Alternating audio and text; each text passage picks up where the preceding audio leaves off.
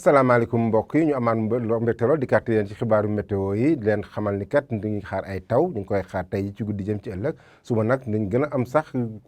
kiiraange taw yooyu ñu ngi koy xaar ci digg réew mi ak gox xaar yu bëri ci réew mi loolu nag ànd nag tàngaay yoo xam day ànd ak guusaay boo leen xoolee temps yi Ndakaaru ba Ndar guddi gi day tàng lool parce que nawet bi dafa samp bu baax a baax a baax bëccëg gi nag day tàng sama mbokk njóobin moom mën nañ ko yëg surtout tey ji ci àjjuma gi tàng na bu baax ñu xool nag niir yi nu muy tëddee ci Afrique sowu jant ay niir nañ ko am ci digg réew mi ak guusaay bu takku boo xam ne commencé na dugg ci réew mi boo la xoolee côté Mali guusaay bi commencé na dugg ci côté frontière bi wàlli dugg ba ci côté Casamance suba mu mën a ñëw ba ci digg réew mi ba ci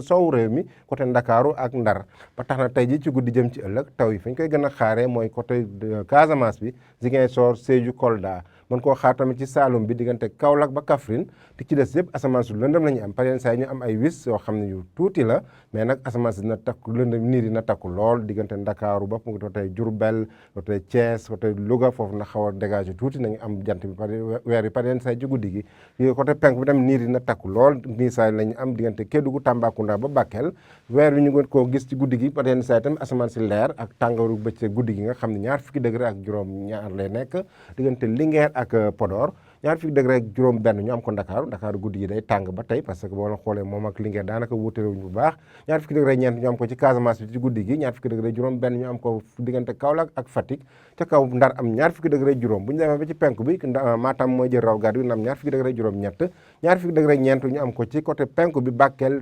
Tambacounda ba Kédougou bu ñu demee nag ci samedi suba ñu xool nu muy tëddee daanaka samedi gi la ñu am sax wóor taw bi dina samp bu baax daanaka ci réew mi yëpp ñu ngi fay xaar ay taw ci bët Saalum réew mi Casamance Tambacounda ci penku bi ba côté Matam Fuuta bi yëpp ñu ngi fay xaar ay taw yu xaw a yemamay par yenn saay mais taw yoo xam tamit dina ànd ak dënnu surtout ci bët Saalum réew mi donc suba situation favorable la loolu dina wàññi tuuti tàngaay bi parce que boo leen xoolee Dakar ma am 20 degré ak benn mooy gën a feex tuuti ci bëccëg bi tàngaay bi fesoon na lool ci àjjuma gi mais samedi bi ñu ngi xaar ni température dina wàññeeku tuuti raw gàddu gi dañ ko am fële ca Podor mu am 20 degré juróom ñaar 20 degré juróom benn ñu am ko Linguère bu ñu demee ba ci penku bi 20 degré ñeent Bakel 20 degré ñett ñu am ko Matam 20 degré ñaar ñu am ko diggante Tambacounda ak Kédougou donc mbokk yi bu ñu ko tënkee ñu xool tuuti def taxaw parce que fan yi yëpp bu ñu demee ba ci àjjuma nañ xool tataayu taw bi nu mu demee bu ñu demee ba ci ñaar fukki fan ak juróom benn ci weeru août ñu xool taw bi taxawin bi ñu xoolee li xaw a verte mooy li nga xam taw bi di raw bu weesu na la ñaan am wala xoolee bët soowu réew mi diggante Thiès Ndakaaru foofu taw na fu baax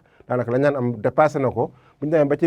Podor ba kon na Matam tamit foofu taw bi takku na fa bu baax lu weex la nag mooy taw boo xam ne xaw naa yemamaay par rapport ak la ñaan am boo xoolee réew mi li ci ëpp mooy taw bi fi nekk dafa normal maanaam dépassé wul mais yeesul tamit maanaam bu diggante Linguère Kédougou Tambacounda ba côté Goudiri tuuti ci Kolda ba côté Nioro mais nag pour ñu demee ba ci diggante Ziguinchor Cap Skirring taw bi néewoon na fa parce que la mu naan am amagu ko boo xoolee sax sama mbokki joolaay yi nga xam dañuy faral dem ci faro yi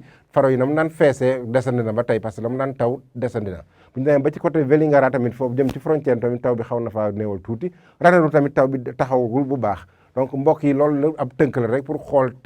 taw bi nu mu tëddee ci bañ commencé ba tey donc ni ngeen dox di daje ba suba ak jàmm wasalaam